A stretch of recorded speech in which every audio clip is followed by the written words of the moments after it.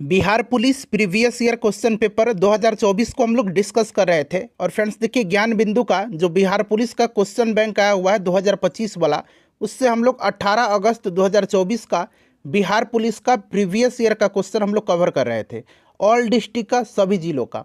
और देखिए, कम से कम एक ग्रुप में जरूर शेयर कर दीजिएगा। चलिए आते हैं हम लोग क्वेश्चन नंबर 401 पर। तो फ्रेंड्स देखिए, यहाँ से क्वेश्चन नंबर 401 स्टार्ट हो रहा है। थोड़ा सा मैं जूम कर दे रहा हूँ ताकि प्रश्न जो है आपको और स्पष्ट रूप से दिखाई दे। अब देखिए, क्वेश्चन नंबर 400 तक हमने कवर कर लिया था और आज हम लोग क्वेश्चन नंबर 401 से लेकर के 500 तक के प्रश्नों को कवर करेंगे। और इस प्रकार से हम लोग Bihar police previous year question paper 18 अगस्त 2024 ऑल डिस्ट्रिक्ट का हम लोग कंप्लीट कर लेंगे। तो जिन्होंने अगर प्रीवियस वीडियो को नहीं देखा है, जाकर के देख लीजिए, कम समय में आपका बेहतरीन रिवीजन हो जाएगा। और प्रीवियस ईयर से प्रश्न जो है रिपीट भी होते हैं। चलिए क्वेश्चन नंबर 401 पढ़ेंगे कि इनमें से किस देश का पुराना नाम अबिसिनिया है। देखिए फ्रेंड्स, बेशक ये वन लाइनर के रूप में दिया गया है, बट मैं आपको यहाँ पर सब कुछ एक्सप्लेन करके बताते चलूँगा। तो ध्यान दीजिएगा। देखिए, अबिसिनिया जो है ये किसका पुराना नाम है? तो फ्रेंड्स, ये इथोपिया का पुराना नाम है। अच्छा, अगर आपसे इथोपिया की राजधानी पूछा जाएगा तो याद रखिएगा, इथोपिया की राजधानी जो है ये अदीस अबाबा है। कहाँ पर है? अदीस अबाबा इथोपिया की राजधानी है। ठीक है। और भी जो कुछ कंट्री हैं जिनके पुराने नाम और परिवर्तित नाम आपको याद रखना है। जैसे कि अगर आपसे पूछा जाएगा कि ईरान का पुराना नाम क्या है, ठीक है ना, तो ईरान का पुराना नाम फारस है। ठीक है फ्रेंड्स। अगर आपसे इराक का पूछा जाएगा तो इराक का पुराना नाम मेसोपोटामिया है। क्या नाम है? मेसोपोटामिया है। क्लियर? ध्यान रखिएगा।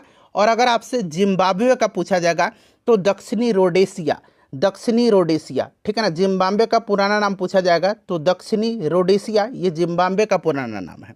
ठीक है। अगर आपसे सियाम पूछा जाएगा कि सियाम किसका पुराना नाम है, तो फ्रेंड्स ये थाईलैंड का पुराना नाम है। ठीक है। और बर्मा म्यांमार का आपको याद होगा। और सीलोन अगर पूछा जाएगा तो देखिए, पहले श्रीलंका को सीलोन कहा जाता था। तो ये सब पॉइंट भी आप ध्यान रखिएगा। चलिए, इसीलिए मैंने बोला है कि बेशक ये वन लाइनर है, बट मैं आपको एक्सप्लेनेशन के साथ बताते चलूँगा। 402 नंबर है कि नीलगिरी पहाड़ी की सबसे ऊंची चोटी कौन सी है? तो देखिए, आपको याद होगा कि दक्षिण भारत की सबसे ऊंची चोटी जो है ये अनाईमुडी है। अनाईमुडी अन्नामलाई पर्वत पर है। बट यहाँ पर नीलगिरी पहाड़ी की पूछा गया है सबसे ऊंची चोटी, तो ये डोडा बेटा है। कौन सा है? डोडा बेटा है। और ये दक्षिण भारत की दूसरी सबसे ऊंची चोटी है। पहली पूछेगा तो अनाईमुडी, जो कि अन्नामलाई पर्वत पर है। देखिए, राष्ट्रीय एकता दिवस जो है कब मनाया जाता है? राष्ट्रीय एकता दिवस ध्यानपूर्वक देख लीजिए, कम समय में आपका बेहतरीन रिवीजन होगा। और देखिए, 1 तारीख से हम लोग बेहद जो इम्पोर्टेंट सेशन है उसको हम लोग स्टार्ट कर रहे हैं, उसको मिस मत करिएगा। और प्रैक्टिस सेट भी स्टार्ट किया जा रहा है। ठीक है ना। तो देखिए, 31 अक्टूबर के दिन राष्ट्रीय एकता दिवस मनाया जाता है। सरदार वल्लभ भाई पटेल के जयंती के उपलक्ष्य में यह मनाया जाता है। तो ये भी याद रखिएगा, किसकी जयंती के उपलक्ष्य में? तो सरदार वल्लभ भाई पटेल की। चलिए, उसके बाद देखिएगा 404 नंबर प्रश्न है कि एकात्मक राज्यों में खाली स्थान दिया गया, सरकार सभी सरकारी कार्य करती है। तो जो एकात्मक राज्य हैं उसमें केंद्र सरकार जो होती है ये सभी सरकारी कार्य करती है। ठीक है। उसके बाद देखिएगा कि साल और सागवान सबसे महत्वपूर्ण जो हैं किस वन के पेड़ होते हैं? तो साल और सागवान जो होते हैं ये पर्णपाती वन के सबसे महत्वपूर्ण वन जो हैं पेड़ होते हैं। ठीक है। चलिए, भारत सरकार का सर्वोच्च विधि अधिकारी कौन होता है? तो देखिए, भारत सरकार का सर्वोच्च विधि अधिकारी जो होता है ये भारत का महान्यायवादी होता है। और आपको आर्टिकल अनुच्छेद 76 याद होगा। ठीक है ना। 76 जो है आपको भली भांति याद होगा। इसी के अनुसार राष्ट्रपति जो है महान्यायवादी की नियुक्ति करता है। ठीक है ना। और अगर केंद्र में तो यहाँ पर हो गया भारत का महान्यायवादी। अगर राज्य में पूछा जाएगा तो महाधिवक्ता होता है। राज्य का जो सर्वोच्च विधि अधिकारी होता है ये महाधिवक्ता होता है। ठीक है। एडवोकेट जनरल जिसको बोला जाता है। चलिए, उसके बाद नेक्स्ट क्वेश्चन है कि नेताजी सुभाष चंद्र बोस अंतर्राष्ट्रीय हवाई अड्डा कहाँ पर है? ये प्रश्न बड़ा फेवरेट है बिहार पुलिस का। तो फ्रेंड्स, ये कोलकाता में है। ठीक है। अच्छा, गंधर्व वेद के रचयिता कौन थे? तो ये भरत मुनि हैं। ध्यान रखिएगा, भरत मुनि का नाट्य शास्त्र भी है, ये भी आप ध्यान रखिएगा। मनुष्यों में बौनेपन के लिए उत्तरदायी जो है कौन सी ग्रंथि है, ये पूछा जा रहा है। तो देखिए, मनुष्य में बौनेपन और भीम कायत्व, देखिएगा, बौनेपन मतलब छोटा और भीम कायत्व मतलब बहुत बड़ा जो शरीर हो जाता है, इसके लिए उत्तरदायी होता है पीयूष ग्रंथि। इसी से वो हार्मोन स्रावित होता है जो बौनेपन के प्रति उत्तरदायी होता है और भीमकायत्व के प्रति भी उत्तरदायी होता है। अच्छा, पीयूष ग्रंथि जो है इसको अंग्रेजी में पिट्यूटरी ग्लैंड कहा जाता है और इसको एक और नाम से जाना जाता है, इसको मास्टर ग्रंथि यानी कि मास्टर ग्लैंड भी कहा जाता है। ठीक है, तो अगर आपसे पूछा जाए कि मास्टर ग्लैंड के नाम से किसको जाना जाता है तो पीयूष ग्रंथि को। चलिए, उसके बाद देखिएगा पूछा गया कि पूर्व का स्कॉटलैंड किसे कहा जाता है। काफ़ी इंपॉर्टेंट क्वेश्चन है ये, आपको ध्यान रखना है। पूर्व का स्कॉटलैंड शिलोंग को कहा जाता है और शिलोंग राजधानी कहाँ की है तो आपको याद होगा मेघालय की राजधानी है शिलोंग और इसी को पूर्व का स्कॉटलैंड कहा जाता है। अच्छा, अगर आपसे पूछा जाए कि अरब सागर की रानी किसको कहा जाता है तो अरब सागर की रानी कोचीन को कहा जाता है। ठीक है ना। अगर आपसे पूछा जाए कि हिंद महासागर की मोती किसको कहा जाता है तो हिंद महासागर की मोती श्रीलंका को कहा जाता है। श्रीलंका को हिंद महासागर की मोती, ठीक है ना, अरब सागर की रानी कोचीन को और पूर्व का स्कॉटलैंड शिलोंग को, या कभी कभी मेघालय भी ऑप्शन में दे देगा। ठीक है ना, तो दोनों तरीके से आप याद रखिएगा। फ्रेंड्स, अगर सेशन पसंद आ रहा है तो प्लीज़ लाइक कर दीजिए, आपका एक लाइक ही हमें सपोर्ट करता है। चलिए, देखिएगा कि राष्ट्रपति किस समुदाय के 2 सदस्यों को लोकसभा में नामांकित कर सकता है। पहले कर सकते थे एंग्लो इंडियन के 2 मेंबर को, बट ये अब समाप्त कर दिया गया है। आंग्ल भारतीय के 2 समुदाय के 2 व्यक्तियों, तो यहाँ पर देख सकते हैं ये समाप्त कर दिया गया है। ठीक है, चलिए उसके बाद देखिएगा खाली स्थान देकर के पूछा गया है कि पूरी तरह से भारतीय द्वारा प्रबंधित पहला बैंक कौन सा था। पहला बैंक जो है ये कौन सा है तो फ्रेंड्स ये पंजाब नेशनल बैंक है। 1894 में इसकी स्थापना हुआ था। लाला लाजपत राय और अन्य भारतीयों ने मिलकर के इसका स्थापना किया हुआ था। सन भी याद रखिएगा 1894 में। ठीक है ना, पूरी तरह से भारतीयों के द्वारा यह प्रबंधित पहला बैंक है। चलिए, उसके बाद देखिएगा अगला प्रश्न है कि भारत में पहला रेडियो कार्यक्रम किस वर्ष प्रसारित किया गया था। तो ये चूंकि पहला है इसलिए इंपॉर्टेंट है, जहां भी पहला शब्द लग जाता है प्रश्न स्वयं इंपॉर्टेंट हो जाता है। तो ये पहला रेडियो कार्यक्रम 1923 में जो है ये प्रसारित किया गया था। अच्छा, अगला प्रश्न देखिएगा, इंपॉर्टेंट क्वेश्चन है। इंटरनेशनल कोर्ट ऑफ जस्टिस, इसको ICJ भी कहा जाता है। ठीक है ना, वहीं पूछा गया है इंटरनेशनल कोर्ट ऑफ जस्टिस कहाँ स्थित है, जिसको कि अंतर्राष्ट्रीय न्यायालय हिंदी में बोला जाता है। क्लियर हो गया। और देखिए यह जो है संयुक्त राष्ट्र के 6 प्रमुख अंगों में से एक है। ये चीज़ आपको पता होगा कि यह संयुक्त राष्ट्र के 6 प्रमुख अंगों में से एक है। क्लियर। और संयुक्त राष्ट्र का यह प्रमुख न्यायिक अंग है। इसका स्थापना 1945 में किया गया था और इसका हेडक्वार्टर नीदरलैंड के द हेग शहर में है। ठीक है, सब कुछ याद रहेगा आपको। चले, 1915 में महात्मा गांधी, खालिस्तान दिया गया है, से अस्थायी रूप से भारत लौटे थे। तो 9 जनवरी 1915 को महात्मा गांधी दक्षिण अफ्रीका से भारत लौटे थे और इसीलिए 9 जनवरी के दिन प्रत्येक वर्ष प्रवासी भारतीय दिवस मनाया जाता है। ठीक है, चलिए भारत का पहला सुपर कंप्यूटर पूछा गया है कि कौन था।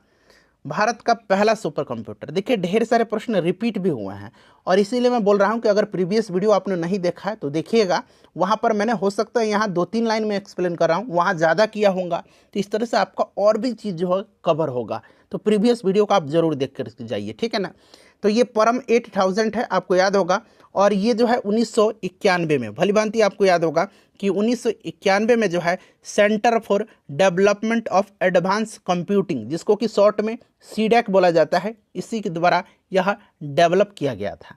ठीक है, देखिए कौन सा वाद्य यंत्र हरिप्रसाद चौरसिया से संबंधित है। इंपॉर्टेंट क्वेश्चन है। हरिप्रसाद चौरसिया बांसुरी बजाते थे। ठीक है ना, बांसुरी राइट आंसर हो जाएगा। चलिए, भारत की दिया गया है कि पंचवर्षीय योजना की अवधि मार्च 2017 में समाप्त थी। यानी कि कौन सी पंचवर्षीय योजना थी जिसकी अवधि जो है 2017 मार्च में कंप्लीट हुई। तो फ्रेंड्स, ये भारत की अंतिम पंचवर्षीय योजना थी। इसका नाम है 12वीं पंचवर्षीय योजना। ठीक है ना, टोटल 12वीं पंचवर्षीय मतलब 12 ही पंचवर्षीय योजना थी, उसके बाद इसको खत्म कर दिया गया है। तो आपको ये याद रखना है। ठीक है, चलिए उसके बाद नेक्स्ट क्वेश्चन कि कौन सा यूनेस्को की विश्व धरोहर स्थल की सूची में नहीं है। अब देखिए इस तरह के प्रश्न ऑप्शन से ज़्यादा स्पष्ट होते हैं। ठीक है ना, तो निश्चित रूप से ये आनंद भवन दिया होगा, इसलिए यहाँ पर दिया होगा, और बाकी 3 ऑप्शन में जो यूनेस्को की विश्व धरोहर स्थल है वो नाम दिए होंगे। अच्छा, ये इंपॉर्टेंट उतना नहीं है, बट मैं जो बता रहा हूँ वो सुनिए। बिहार के 2 स्थल हैं जिसको कि यूनेस्को की विश्व धरोहर सूची में शामिल किया गया है। कौन कौन से हैं तो एक तो आपका हो गया महाबोधि मंदिर, जो बोधगया में महाबोधि मंदिर है उसको 2002 में शामिल किया गया था। और नालंदा विहार, नालंदा जो आपका विश्वविद्यालय है, नालंदा विश्वविद्यालय, ठीक है ना, उसको 2016 में शामिल किया गया था। ये सन इंपॉर्टेंट है, ठीक है ना। 2 स्थल हैं, महाबोधि मंदिर और नालंदा विश्वविद्यालय का खंडहर है, ठीक है ना। 2002 में और 2016 में क्रमशः इनको जो है यूनेस्को की विश्व धरोहर स्थल में शामिल किया गया। ग्रेट विक्टोरिया मरुस्थल कहाँ पर है? अच्छा, एक गिब्सन भी है, गिब्सन भी याद रखिएगा। ग्रेट विक्टोरिया डेजर्ट और गिब्सन डेजर्ट, यानी कि ग्रेट विक्टोरिया मरुस्थल और गिब्सन मरुस्थल, ये कहाँ पर है? तो ऑस्ट्रेलिया में है। काफ़ी इंपॉर्टेंट है फ्रेंड्स, ये दोनों नाम याद रखिएगा, ठीक है ना। प्यासी भूमि का देश कहा जाता है ऑस्ट्रेलिया को, ये भी आप ध्यान रखिएगा। संयुक्त राष्ट्र की स्थापना किस वर्ष हुआ था? तो फ्रेंड्स देखिए, ये 1945 में हुआ था और डेट भी आप याद रख सकते हैं, 24 अक्टूबर 1945 को। हेडक्वार्टर इसका न्यूयॉर्क में है, ये भी आप जरूर ध्यान रखिएगा, ठीक है। अच्छा, एक दिन का कितना प्रतिशत 30 मिनट है? देखिए, मैथ के प्रश्न का यहाँ पर स्पष्ट आंसर दिया गया है। आप लोग थोड़ा सा प्रैक्टिस कर लीजिए, थोड़ा सा मेहनत कर लीजिए, मैथ के प्रश्नों को खुद से सॉल्व कर लीजिएगा, ठीक है ना। आंसर यहाँ पर ऑलरेडी दिया गया है। चलिए, इस श्रृंखला पूरा करना है तो यहाँ पर आप देख सकते हैं 4 दूनी 8 और 1 9 जोड़ा गया है। फिर देखिए 9 दूना 18 और यहाँ पर आपका 2 जोड़ा गया है तो 20 हो गया। 20 दूना 40 और 3 जोड़ा गया है 43। अब यहाँ पर देखिए 43 दूना 86 और प्लस 4 जोड़ा गया है, अगला प्लस 5 होगा तो 90 दूना 180 और 5 185। क्लियर हो गया ना। चलिए, जिस प्रकार कलम लिखने से संबंधित है उसी प्रकार कुदाल का संबंध क्या होगा? तो हम सभी लोग गांव के ही हैं। आई होप कि जितने भी आप लोग स्टूडेंट देख रहे हैं सारे गांव से बिलोंग करते हैं। तो कुदाल खुदाई करने का काम आता है, ठीक है ना। तो यहाँ पर देखिए खोदना लिखा गया है। लाल पांडा, देखिए ये किसकी पत्तियाँ खाता है? तो लाल पांडा जो होता है ना, ये बांस की पत्तियाँ खाता है, ठीक है ना, लाल पांडा। चलिए, उसके बाद देखिएगा कि भारत में एशियाई खेलों का आयोजन कितनी बार हुआ? अच्छा, एशियाई खेलों को एशियाड भी कहा जाता है। कभी कभी हो सकता है कि एशियाड आपको दे दे, तो ये भी आप ध्यान रखिएगा, ठीक है ना। तो देखिए, पहला एशियाई खेल आपको बखूबी याद होगा कि 1951 में जो है पहला एशियाई खेल का आयोजन नई दिल्ली में हुआ था, ठीक है, एशियन गेम का। तो एक तो बार पहला ही हुआ था और दूसरा हुआ था 1982 में। तो अब तक 2 बार एशियन गेम्स का आयोजन हो चुका है भारत में। अच्छा, अगर आपसे पूछा जाए कि कॉमनवेल्थ का आयोजन कितनी बार भारत में हुआ है, तो कॉमनवेल्थ का, ठीक है ना, कॉमनवेल्थ का आयोजन जो है भारत में केवल 1 बार हुआ था, 2010 में दिल्ली में आयोजन हुआ था, ठीक है, राष्ट्रमंडल खेल का। तो ये भी आप ध्यान रखिएगा। अच्छा, भारतीय नोट 200 रुपया पर किस चीज़ का चित्र अंकित है? तो देखिए, मैं आपको बताता हूँ, नया वाला जो 10 रुपया का नोट है, मैं नया वाली की बात कर रहा हूँ। 10 रुपये के नोट पर किसका चित्र है? तो कोणार्क का सूर्य मंदिर का चित्र है। कोणार्क का सूर्य मंदिर उड़ीसा में पड़ता है। अच्छा, 50 रुपये के नोट पर किसका चित्र अंकित है? तो हम्पी के रथ का, हम्पी का चित्र है, हम्पी के रथ का, ठीक है ना। अच्छा, 100 रुपये के नोट पर रानी की बाव का चित्र अंकित है, रानी की बाव जो गुजरात में पड़ता है। उसके बाद देखिएगा 200 रुपये का जो नोट है उस पर सांची का स्तूप का चित्र अंकित है, सांची के स्तूप का। और 500 रुपये का जो नोट है उस पर लाल किला का चित्र अंकित है। हो गया क्लियर? चलिए, तो यहाँ पर आप देख सकते हैं सांची का स्तूप 200 रुपये के नोट पर। भारतीय संविधान के लागू होने के समय इसमें मूलतः कुल कितने अनुच्छेद थे? अब देखिए, भारतीय संविधान जो है मूलतः लागू कब हुआ था? मूलतः अगर पूछा जाए पूर्ण रूप से लागू हुआ था 26 जनवरी 1950 को। पूर्ण रूप से 26 जनवरी 1950 को यह लागू हो गया था, बट आंशिक रूप से कुछ प्रावधान जो हैं 26 नवंबर 1949 को ही लागू कर दिए गए थे, ठीक है ना। तो ये दोनों बातें मैंने क्लियर कर दिया है। 395 अनुच्छेद ध्यान रखना है आपको। चलिए, 430 नंबर क्वेश्चन है कि राष्ट्रीय ग्रामीण स्वास्थ्य मिशन, राष्ट्रीय ग्रामीण स्वास्थ्य मिशन, जिसको कि अंग्रेजी में NRHM शॉर्ट में बोला जाता है, इसका फुल फॉर्म क्या होगा? तो इसका फुल फॉर्म हो जाएगा नेशनल रूरल हेल्थ मिशन, ठीक है ना, हिंदी में राष्ट्रीय ग्रामीण स्वास्थ्य मिशन। ये शुरू किया गया था कब? 2005 में, ध्यान रखना आपको। अच्छा, नोबेल पुरस्कार देने वाली जो संस्था है स्वीडिश एकेडमी, ये किस क्षेत्र से संबंधित है? तो ये जो नोबेल पुरस्कार देती है स्वीडिश एकेडमी ना, ये साहित्य के नोबेल पुरस्कार से संबंधित है। और आपको याद होगा कि पिछली बार 2024 में जो है साहित्य का नोबेल पुरस्कार दक्षिण कोरिया की लेखिका हैं, उनका नाम है हान कांग, ठीक है ना, हान कांगो को दिया गया है। तो ये भी आप ध्यान रखिएगा, आपके एग्जाम के लिए यही इंपॉर्टेंट है, क्योंकि 2025 वाला तो अभी दिया नहीं जा सकता है, क्योंकि आपका एग्जाम तो जुलाई में हो जाएगा, ठीक है ना। तो ये हान कांग को दिया गया है, याद रखिएगा। भारतमाला परियोजना किससे संबंधित है? देखिए, जो भारतमाला परियोजना जो है ना, ये आपका संबंधित है राजमार्ग से, और ये 2016 में जो है केंद्र सरकार के द्वारा स्टार्ट किया गया था। तो आप ये सन भी याद रखिएगा, ठीक है। अच्छा, सेतु भारतम कार्यक्रम किस वर्ष शुरू किया गया था? तो 2016 में, ये भी ध्यान रखना आपको, ठीक है। अच्छा, अशोक के प्राचीनतम प्राप्त अभिलेख निम्न में से किस लिपि में लिखे गए हैं? तो जो अधिकतर इसके अभिलेख है ना, ये ब्राह्मी लिपि में लिखे गए हैं, ठीक है ना, ध्यान रखिएगा। चलिए, इंपॉर्टेंट है।